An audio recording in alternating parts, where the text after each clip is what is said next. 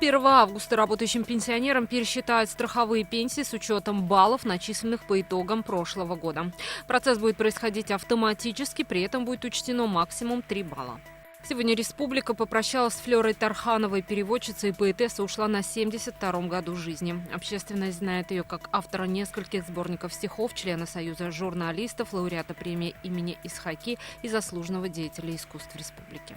Тысячи делегатов из 30 стран зарубежья, регионов России и Татарстана. Сегодня в Казани начинается 8-й Всемирный форум татарской молодежи. Главная тема – будущее. На 7 площадках обсудят, как сохранить традиции и обычаи, и какова в этом роль татарской молодежи.